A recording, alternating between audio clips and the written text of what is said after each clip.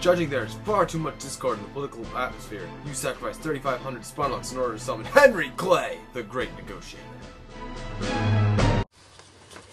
We begin the story of our courageous hero at the beginning. Henry Clay was born in Hanover County, Virginia, on April 12th in 1777. The district was known as the Slashers, named for the Slash Christian Church. After completing many years of public education, he studied law in Richmond, and by 1797 he had passed the bar exam and began practicing as a lawyer in Lexington, Kentucky. In the year of 1803, he was elected to the Kentucky State Legislature as a political accomplishment. A short 3 years later, he was elected to the United States Senate to fill John Adair's vacancy. It was here that Henry Clay began to majorly influence American politics and policy. As one of the masterminds of the Missouri Compromise of 1820, along with John C. Calhoun and Daniel Webster, Clay began to garner renown as a notable orator and statesman. He would also be recognized for his policy he dubbed the American System, advocating public works such as highways and canals, and a unified banking system. Our champion Clay ran for president several times throughout the years. In 1824, he was a candidate running against Andrew Jackson, John Quincy Adams, and William H. Crawford.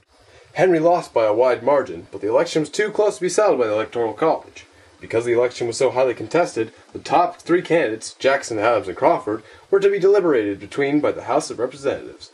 Crawford's health had deteriorated, forcing him to drop out of the race and leave the election to either Jackson or Adams. Clay, despite no longer being a candidate, was still involved in the election, as he was the Speaker of the House at the time. Henry decided to speak in Adams' favor, and as a sign of gratitude, Adams gave him the job of Secretary of State.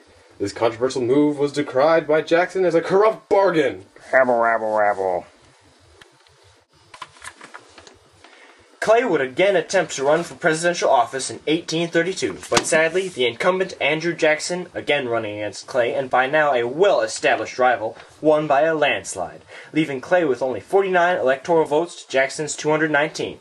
Aww. Once again, in 1844, Clay would run yet again for presidential office, this time as the candidate for the newly formed Whig Party. However, once again, he lost. The last hurrah of the immortal trio of Calhoun, Webster, and our hero Clay would be the Compromise of 1850, in which they temporarily soothed the flaring tempers of the heavily divided country. Punt!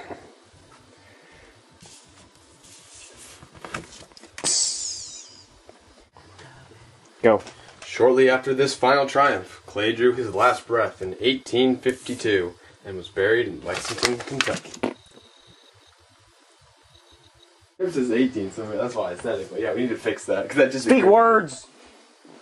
Although his political career did not see him into the hearts and minds of school children today, in the 19th century he was quite the character. For example, in 1815, Clay gave up his seat as a member of the House of Representatives, leading Kentucky to hold an election to fill the vacancy.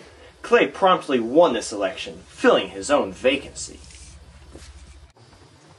He was also highly noted for his willingness to put aside political differences to enjoy a card game or a strong drink. But when it came to political debate, he was extremely dangerous to cross, either using his wit to humiliate his opponents or challenging them to duels, and winning.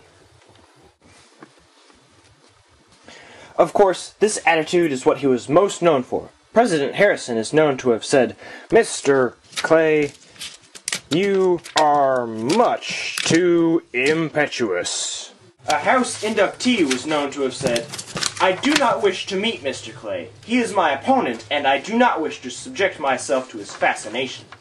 And John C. Calhoun was on record as saying, "I don't like Clay. He is a bad man, an impostor, a creator of wicked schemes. I wouldn't speak to him, but by God, I love him."